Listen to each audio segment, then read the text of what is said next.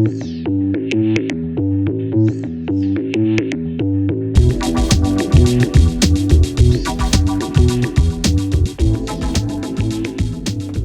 it going? Welcome to another episode of Lost Like Mike. I am your host, Mike Gonzalez. It's been another week. This area looks a little bit different today. I usually come in at it from a different angle. I'm having to move around a bunch of boxes. I got a bunch of stuff sort of rotating around the room. We'll get into why in a little bit. But it's been a week, man. Thank you for subscribing. Thank you for hanging out. Thank you for visiting, for coming by and seeing how I'm doing. I hope you all are doing all right. We're all getting by. We're all surviving. So I wanted to talk a little bit about my son this week. I do that every now and then. The first things first, on early in the week, my son calls me and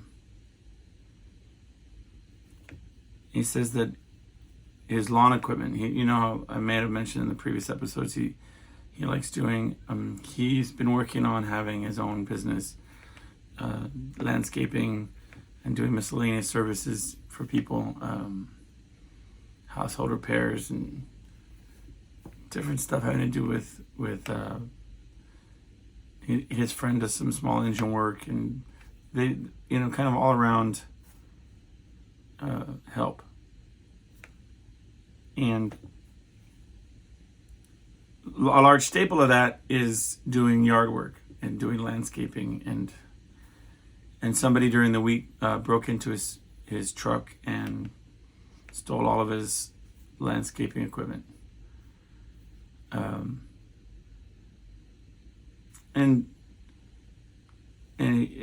Some of it was in the bed of his truck, and some of it was in the extended cab, or however you call it.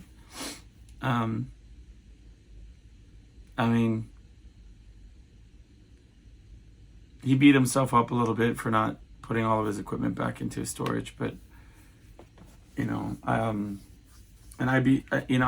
laid into him a little bit on that as well.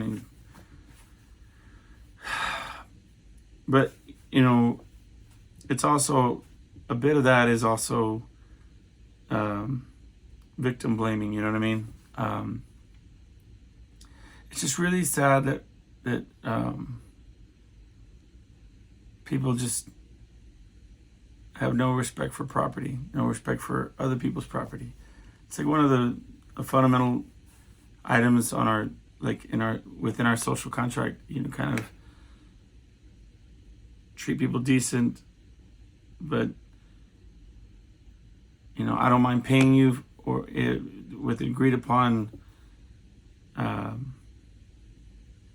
form of tender, whether it be trade or money. But once I have what I have, it's respected, in this construct that we call our society, you know what I mean? Because there's really nothing, if you really think about it, it's like we're all a bunch of cavemen walking around, cave women walking around. We could just be like, me likey, and then take it, bang the girl on the head and like they used to do in the cartoons, and then drag her by the hair, or oh, you know what, I've got a nice car, but yours is nicer. I'm gonna take yours. Cool. There's nothing that's other than the rule of law, other than our sense of community, like that understanding that there are consequences for these actions. In my life, I've been ripped off many times. My mom used to give me a hard time. She would say, you got ripped off because they could see what you got in the back, seat.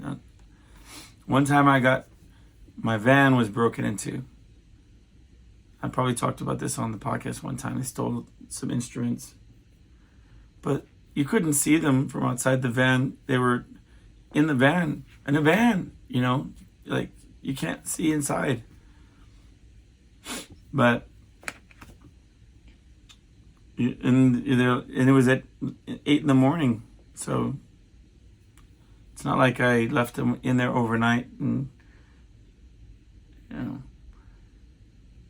one time they broke into my vehicle because I had an empty storage bin, and the person's on camera, like looking inside my back window on the video camera, the security camera, and like just couldn't. And then they used their own shirt to wrap around their hand or wrap around whatever object to break through the glass. I'm figuring their hand because they didn't want to get glass in their hand, and then left their shirt in my vehicle, and with video footage, and I mean, I'm sure there was some form of DNA on that shirt, from handling it with broken glass and whatnot, or just, skin or whatever. Yeah, I told my son, because he said he called the police, and they said, we'll certainly get back with you and give you a number. It's like, yeah, great. No wonder there's rampant auto theft, in the neighborhood, in my neighborhood, just my neighborhood alone, there's a neighborhood website, forum, where my wife goes on there and reads about it, and people have footage of these younger delinquents or whatever just going through the neighborhoods and checking door handles on vehicles, finding open ones, and feeling free to go on in and take whatever they want from inside the vehicles. But the question, what is the proper repercussion for that? I remember this one guy told me a story. He said he had hooked up his sound system in such a way that when the perpetrator would steal, if the perpetrator was to steal his vehicle, right, then some sort of alarm system would go off with such a loud volume in the interior of the vehicle that it would blow the person's eardrums. He's very proud of this. I can tell you the number of times I've accidentally set off things. I wouldn't be able to do that in my own vehicle, because I would be like, huh? Like the next day I would blow my own ears out. But I remember even in that conversation, somebody was telling him, well, that's cruel. Like you're gonna. But my thoughts are, what the hell is somebody doing in your car, taking your car? Why is somebody stealing your car? Why do they feel the right to get in your car and drive away? There's.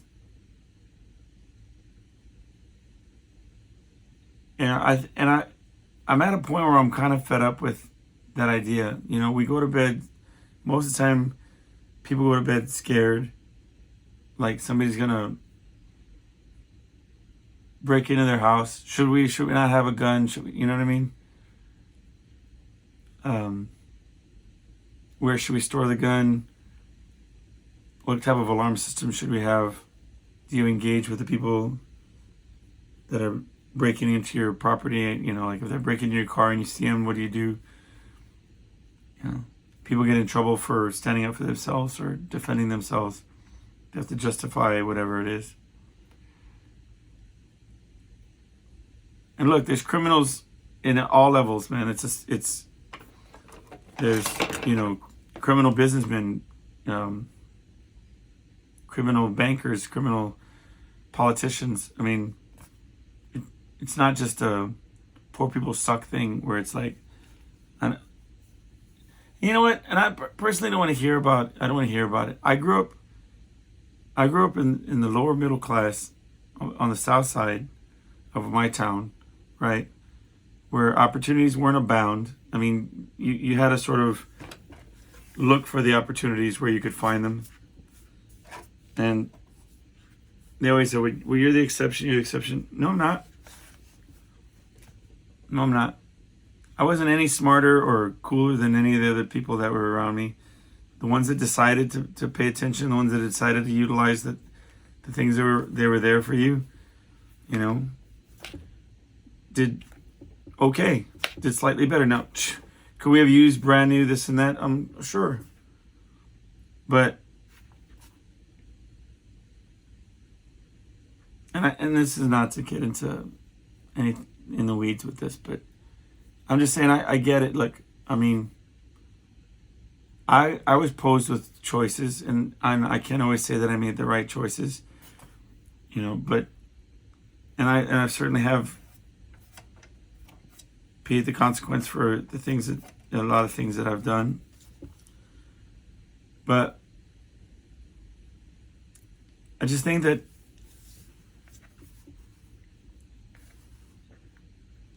you can't use things as excuses, you know, for that. They say, well, you didn't have opportunities. No, I was there. I watched the people choosing to do the drugs and drinking and the knocking off in class and not paying attention, not wanting to pay attention. And you could say, oh, well, maybe they had learning disabilities, and you don't think, I mean, I was fighting through my attention deficiency and my inability to focus, and, you know, I'm right there with you. But you know, you make a choice. I don't know if that makes any sense. Everything's about, well, imagine walking a mile in somebody else's shoes. I get all that, man. But this, at one point or another, you have to say, stop stealing my shit, man. Like it's not fair that I know how hard he worked to cobble together his equipment. It was, I mean, I made jokes about his grandparents, you know, giving him a truck or whatever, you know, but you know, like he would do 2-3 yards every day when he would get a chance, 2-3 yards, which is like an hour per yard of mowing and weed eating and all that, and mulching and taking all the stuff and really working hard. And then, you know, not only buying equipment used, but repairing it and getting people to help him, you know, looking for deals. And, you know, I wouldn't, if I was incredibly wealthy, I would, you know, have offered to get him a jump start, you know. So I don't really have a problem with nepotism, and like you hear all these things all the time about they were giving Adam Sandler a hard time for getting his kids jobs in a movie, which I thought was, I watched it with my wife, and it was a very cute movie, and they did a decent job. His kids have pretty, you know, good charisma and things like that. They did a good job. I mean, solid job. And his wife is like in everything that he's ever been in. And it's not like all of his friends aren't in like in everything he's ever been in. But he's just lucky to be surrounded by very talented people. Listen, I don't have a problem with that. Why? Because he built that empire. Do with it what you want. You know, it's the same. I have the same issue I have with, not issue, but I have the same sentimentality when it comes to corporations and business. What I do have a problem with is when they unfairly treat other people, which sounds really vague and doesn't make any sense just saying it like that. And once I said it out loud, it kind of seems ridiculous. But I'm talking about monopolies, and I'm talking about controlling the market, and I'm talking about things like that. You know, if they want to hire their 10 bus buddies from their Ivy League, whatever the hell, whatever, all power to you. You know, I mean, we can get into income disparity and like how it's enough is never enough for some of these people. And, you know, I was making a joke to some guy. He was doing this. He was driving me home. I bought a rower, which I wanted to talk about, but I'll talk about it in a while. But anyway, I said it's funny because minimum wage is $7.50, the same as it was in 1995, but yet they justify all of these price increases on products and services based on like these increases in cost of living and just inflation and things. But that should be an indicator, right? Shouldn't it be? That in 30 years they haven't had to raise the minimum wage, but the gas price has gone up from below $1 to $3. I mean, right? It doesn't make any sense. And when there was like post-COVID, and they said, well, we have to raise the prices on everything because we're having these supply chain issues and whatnot. And then, but at the same time, it's like, or you can make like less of an overwhelming profit than you did, right? Like you don't have any responsibility to like take the hit on your, on the profit margin, right? In recognition of like a global pandemic or, the ramifications that came from it, right? No, stick it to the people, put it, I mean, I've worked for several companies and it's like, we wanted to raise, your wages, but we had to wait until we can charge more for the product before we could take care of y'all. And it's like, or, right? Say instead of 3 million, we made 2 million. Oh, why would you want to, that's ridiculous. Why would you make, less profit? It's the insanity of it. It just makes no sense to me. But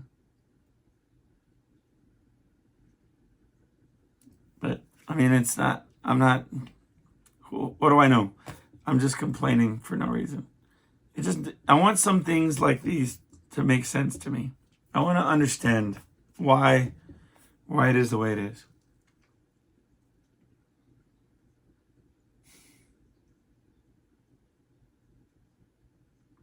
Because I feel like,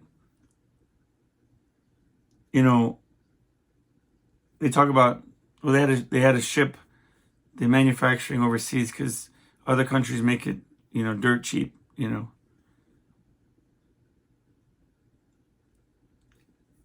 but what do we do in this country? Like, how are we making the money to pay for those items, And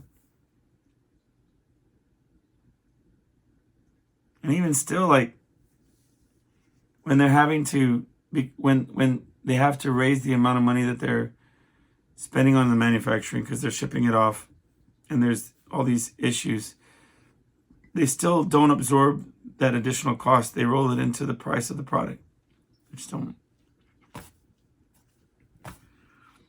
I don't get it. But I think that's the point, right?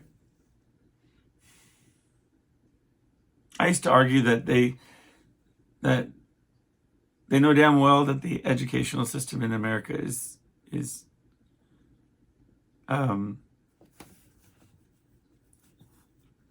suffering, and they're teaching to pass tests and not to really understand concepts and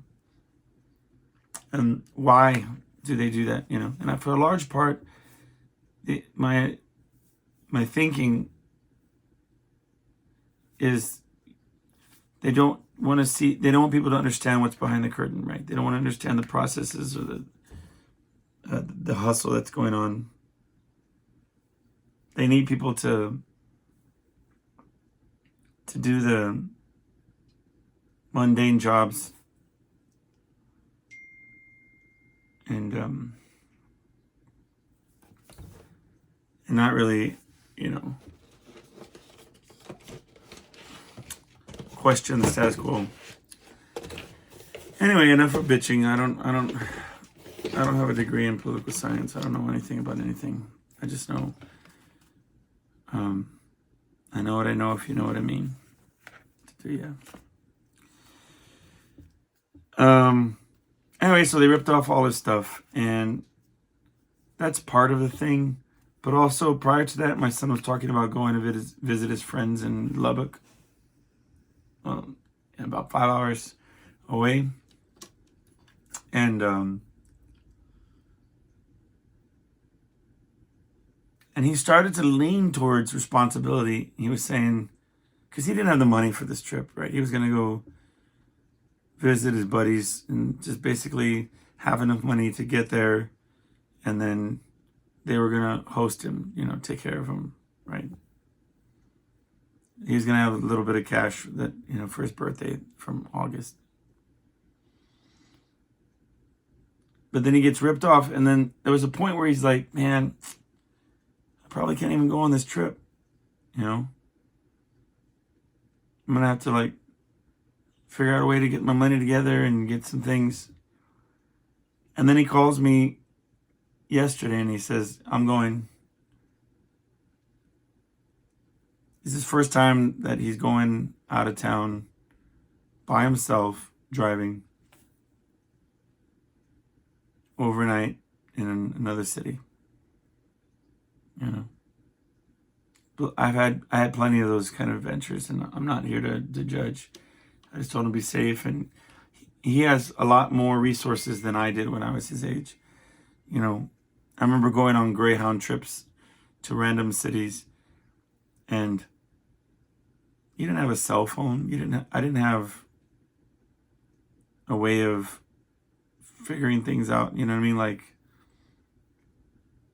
Like a map on your phone, and that tells you, which traffic route is the quickest and least amount of accidents, or whatever the hell it does. So, sometimes I have to differentiate between the dangers that I see in my mind and the ones that are in reality. I was like, what happens if you run out of money? And then I'm thinking, well, you have your phone and you have your Cash App, and money can be transferred in seconds. It's a different world. I remember being little and picking through garbage, I was going to say industrial waste, construction debris and stuff, yanking out cords and wiring and things to go play robots with, and you get no tetanus shots or anything. You're just out there wrangling with the metal stuff. I'll tell you what I can't stand. Well, I can stand it. I'm not being weird. But you see those memes and stuff where they say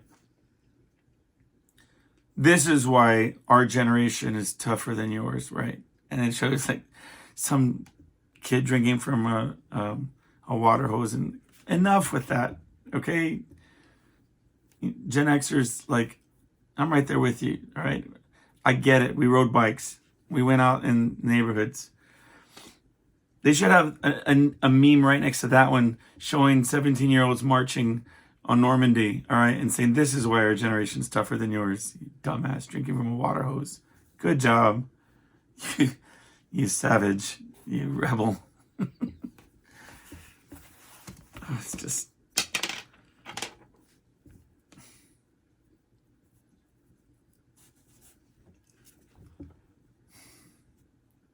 Anyway, he stole his stuff. It's an awful feeling when you were robbed. I remember I had some folded clothes and stuff with a tiny pouch that had some cash money in it, but I hid it in my folded clothes and stuff, right? Not that people don't mess with folded clothes, but anyway, I was playing pickup basketball in Austin. I just moved to Austin. I was 17 or something.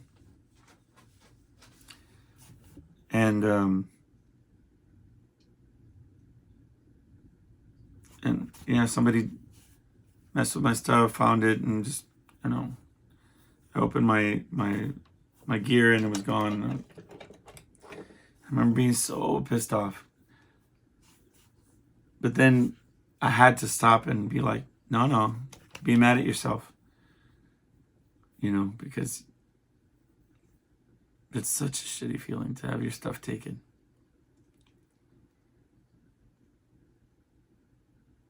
Because people don't realize the work that goes behind it. Like all those guitars, all that equipment that was stolen from me. I was working 2-3 jobs at the time, slowly trying to get my gear together because I wanted to do something, and biding the time, saying, I'm not going to work these day jobs forever. I'm gonna hit the road and, like jewel and throw my crap in the back of my car and go play coffee houses for 2 years and be a songwriter. And then they steal everything you possibly own. Set you back a couple grand, and then you're not only deflated, but you're having to build back. It's just...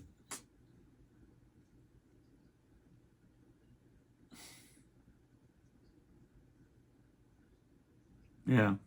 I used to know friends that way. They would say, I don't understand why I have to follow the rules and I have to do everything, and then somebody can just come in and, take the test and they get an A on it. An extension of that analogy. I work my fingers to the bone. I could do all this, and somebody can just come in here and have a way with my stuff. I don't know. I know it sounds all over the place. I should really develop my points of my argument and fully develop those points and then present them, because I kind of just sort of randomly share with y'all, and I'm sure half the time you're like, what is his argument? Does he want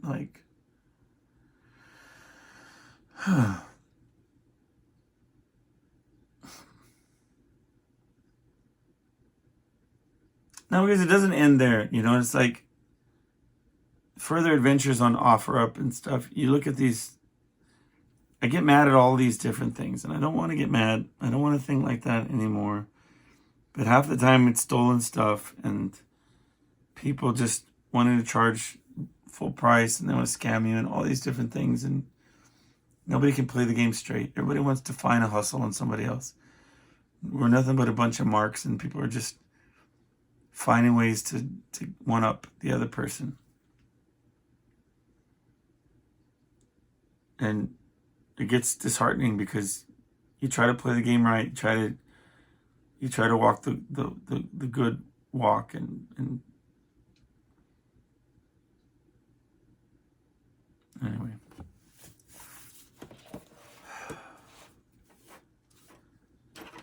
It also pisses me off because I can't get him to fight on his own if he keeps getting knocked back every time I get him to play the game right, and then he keeps getting rewarded every time he does it, where he takes advantage of family members that want to help him, or they bail him out whenever he messes up. And it's like, nobody really did that when it came to me. I always sort of had to figure it out and find the merit in doing it on my own. Anyway, enough about that.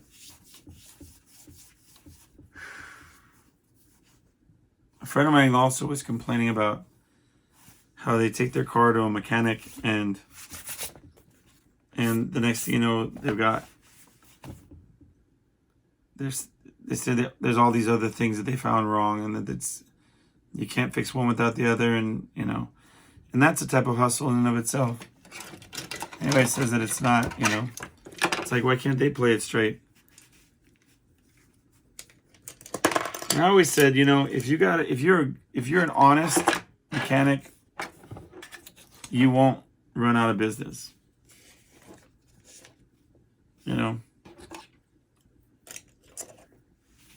Preventative maintenance, but also where your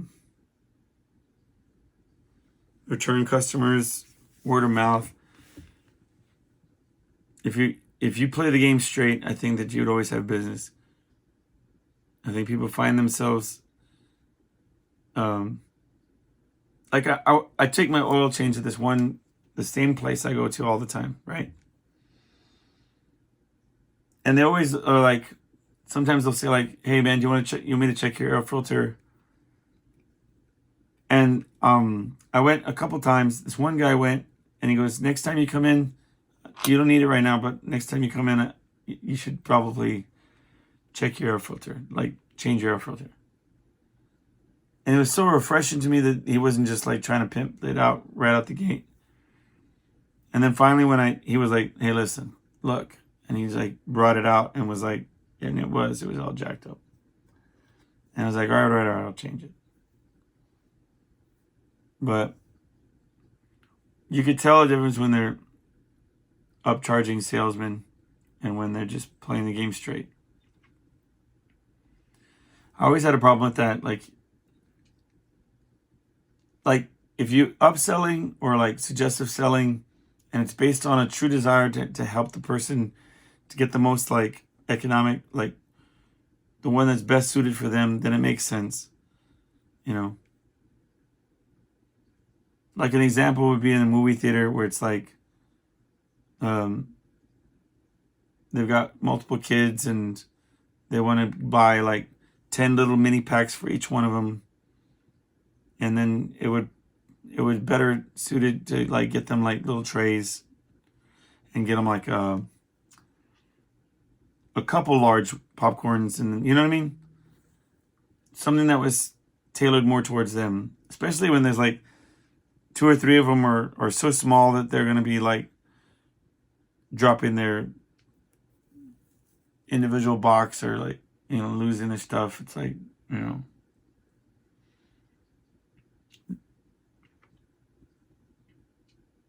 I was trying to make an example of how you can work it out. Like I used to work in retail back when I first started as an employee. I don't know if I've ever told that story. I was 16 going on 17, right? Or was it 17 going on 18? Anyway, they had a co-op program at my school, meaning like you would you go to school half a day, and then if you had a job, you could leave and go do, you could work. And I thought it would be easy because my thinking on it was I did this. So I walked from my house to the mall, which was about 2 miles away. I primarily did it because my brother had done the same thing. In the absence of having a vehicle, he got a job right in around the mall, which is about 2 miles away, and he would walk and run to work. And he lost a lot of weight, and he made money and got a car, right? So I thought, I'll do that. But I thought that the co-op program meant that I would just go in there, which I did, and say, "Hey, I'm with this co-op program. I just need a job so I can go half a day at school, and I come work for you." Thinking, I don't know where I was thinking this from, but like it's like free labor for them because I'm just, part of this co-op program, so that certainly if I come in, they're going to want me. So my idea was I went to the first store at the mall, and then I just started applying at every single store. And about 2-3 stores in, I went to this retail, now long since gone, clothing store, and they gave me a job. She took me out and interviewed me right there. She didn't give me the job right that second, but she did interview me. And I was a natural salesperson. I don't know how it happened. But I remember getting my first check, which had like, you'd get commissions for the sales that you made. And I made a decent check. And I was like, what's this? And she's like, your check, dummy. And I'm like, okay, played it off. And I was like, you're giving me, I'm like, this is money. And I was hooked and done. You know, I said when I moved to Austin, I actually transferred from that retail store to the Barton Creek Mall in Austin. And I worked there. I became the number one national number one salesperson for that chain.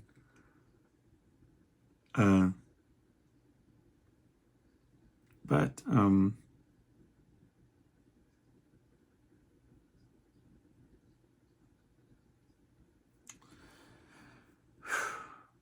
yeah. But I don't know where I was going with that. I was just sharing, I think.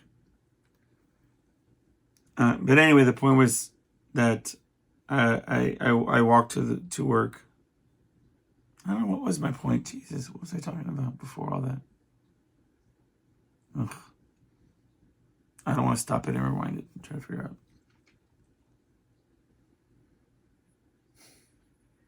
That's gonna bother me, guys.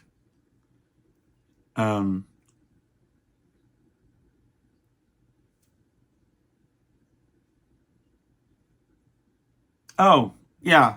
Okay. So, wow. I took two left turns and then just dove down that rabbit hole. I'll try to get back on track. So anyway, my point was, the reason why I was such a good salesperson was because I would ask the person specifically, each one that came in, what they wanted, what they were looking for, or look, I know that you're just wanting to kind of peruse or whatever, but if I can help you at all, find a size or whatever, I'll be right over here. And then, I would let them know about any deals, but no pressure, just like the 2-for-1 jeans today, just like, super baggy Gen Code jeans, from the 90s. But, and I never went home feeling bad, like, yeah, I pushed these on this person, or, I made sure that, if they were looking for something and we had it, that I found it for them. And if it was something that they were so uber specific about, but they like certain things about it. Okay, let me see how I can give an example.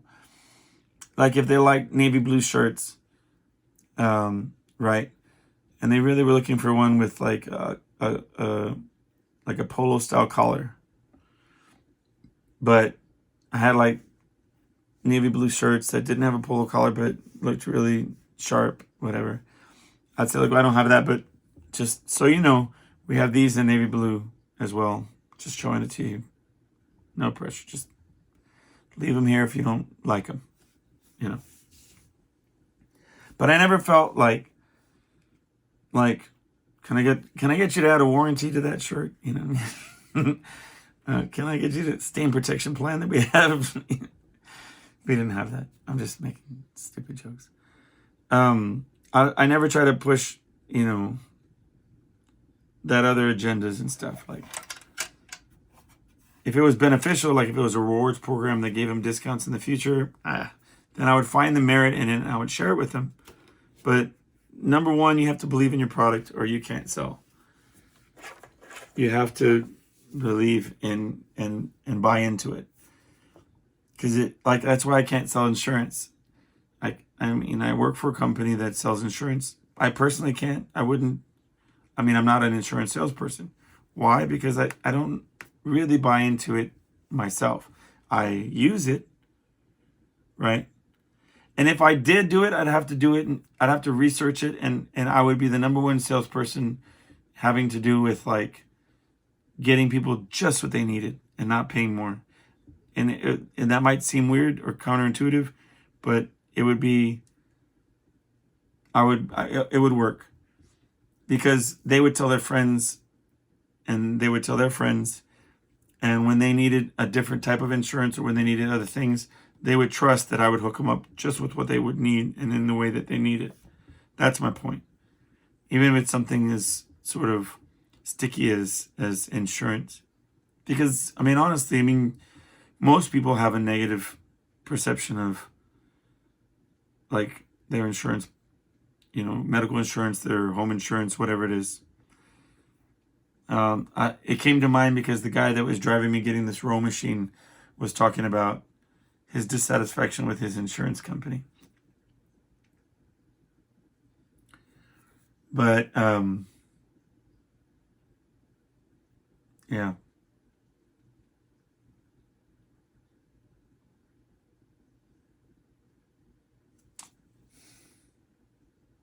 It happened again with that intuition thing that I was telling y'all about with the guitar. A couple episodes ago, I was talking about how I serendipitously, is that the word? Serendipitously. If it's not, I invented it. Anyway, just kidding. That I ended up at a pawn shop before it opened in a side of town I don't go to, in the parking lot, when some guy shows up with the very guitar that I wanted to buy. And I was able to get it for far less than I would have had to if I bought it in a store, because I cut out the middleman. And recently I've been talking about wanting to get a rowing machine. They argue it's the number one way to get in shape. It's like best cardio, full body workout, all this kind of stuff. And it popped in my head, I need to get this rowing machine. I want to get this rowing machine. And I started looking at online and different things to start shopping for one. And we went garage selling yesterday morning. This big neighborhood garage sale. And the neighborhood garage sale had been going on since Thursday. I don't know how people can go garage selling on Thursday, but whatever, it's what it is. And everything was picked over. It was a community garage sale, so there was multiple houses throughout this neighborhood that were having garage sales. Meanwhile, my daughter, my wife, they're finding odds and ends. They're finding little things, and I'm just, nothing. And we were already talking about, well, I need to get home. I need to get showered and changed for my show, and y'all need to go do whatever you're going to do. And we were on the last row of houses, and I said, there's one right there. One more, and then we're going to go. There's no significance to that, but we drove by, and I was like, son, I can't. There's a row machine. And I got off, and they were still trying to park the car. I jumped off the car, and I run over, and there's a guy standing in front of it. And the lady says to me, "You're looking at my row machine." And I said, "Yes, ma'am." And she's like, "Look, if you take it right now," and she's like, "I'll knock all this money off of it." And she's like, "You want to see how it works?" And she hopped on it. She starts using it, and it's sturdy. It's metal. It's real nice. And I thought Julie was gonna say no. Like that thing is, because it's a little bit bigger, but it's sturdy and it's well built. Used, these go for like $700. The newer it gets, like it's like $1,400. And I bought it for under $100, and then I paid for delivery because I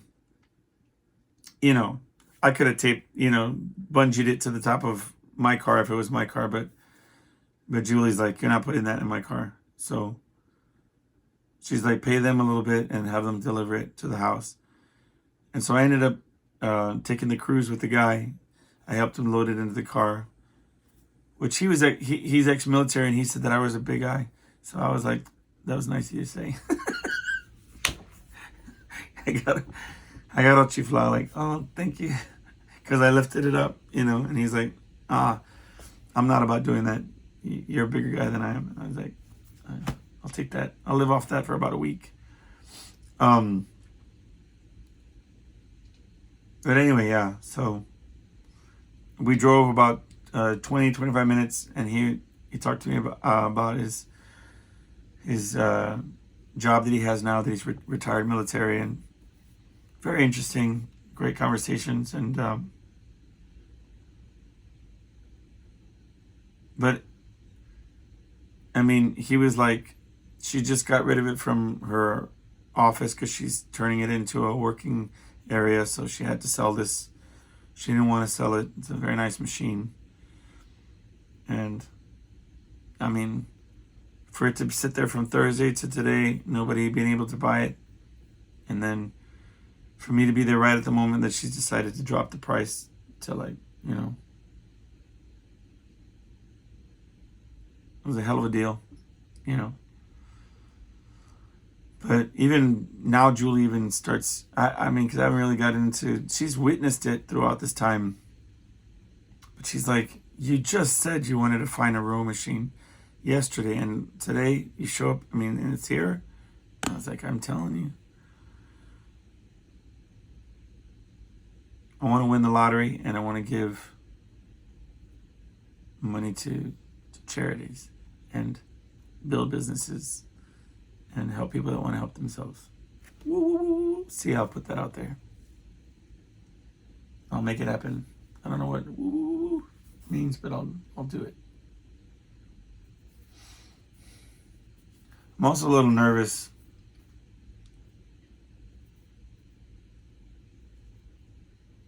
Vince is dealing with something very personal and that's going on in his life, and I'm not really wanting to get into it on the podcast. It's not my story to tell.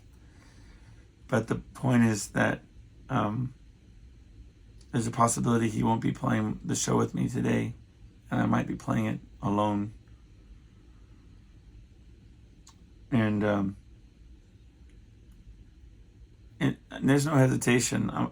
He needs to be where he needs to be. I'll do what I have to do. I don't want him to worry about me at all. All focus should be on the things that he needs to do. And I don't want it to come off like narcissistic for me to be like, he's dealing with these things in his life. Hurry, let's make it about me. That's not what this is. Don't be like that. I'm just saying that I'm not going to get into why he has to take the day off, or the fact that he might have to take the day off. I'm just saying it brings to light the challenge of having to play 4 hours of music by myself. A lot of times you lean on the other person who knows all the chords of the songs, right? Or you're just sitting there with your tambourine singing the melody lines. And so I'm a little terrified right now as well, because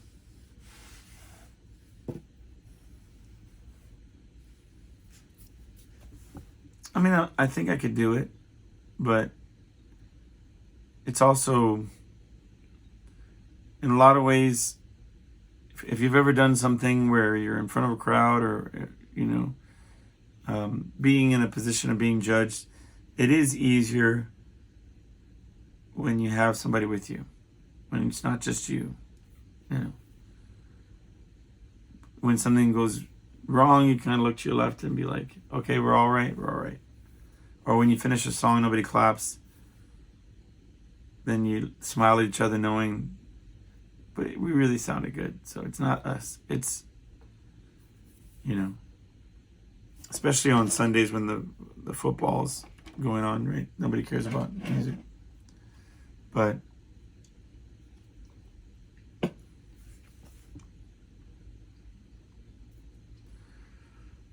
I think every now and then you have to get out of your comfort zone and do something that you're not comfortable doing.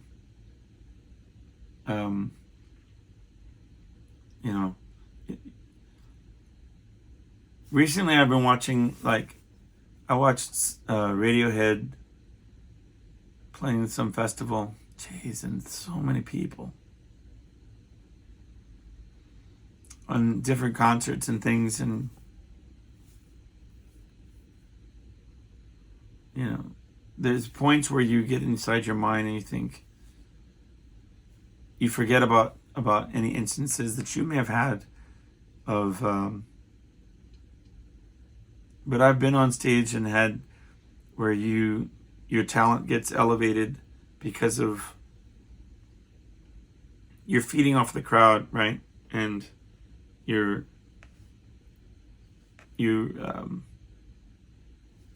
and I think that might be what I'm witnessing when I see these concert footage videos. But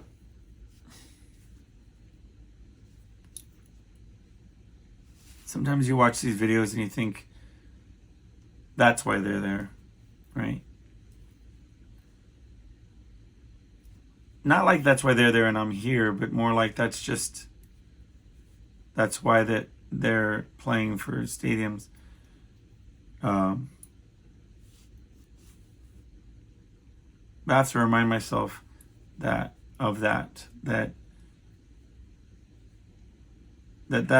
talent, it's not like it's exclusive to them, you know what I mean? Like, they've been blessed with these opportunities to showcase them in front of these large audiences, but there's nothing to say that I won't get those opportunities someday or whatever. Am I making any sense? I hope I am. Anyway, a little bit nervous about today. I'm still gonna show up for him. I'm gonna go play the show. He says he's gonna try to be there for a bit, but he might dip, and then I'll be there with my looper pedal. That's why I brought all that up, because I pictured Ed Sheeran, right? He does this new thing where he's like playing these shows in the center of this, like a townhouse meeting, and like this, all these people are surrounding him. Wow, that'd be crazy.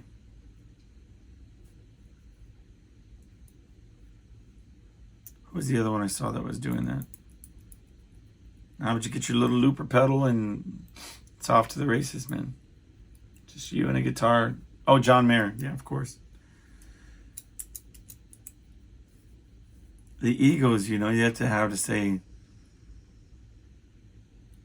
or like name the stand-up comedian that's just by themselves on stage, you know what I mean?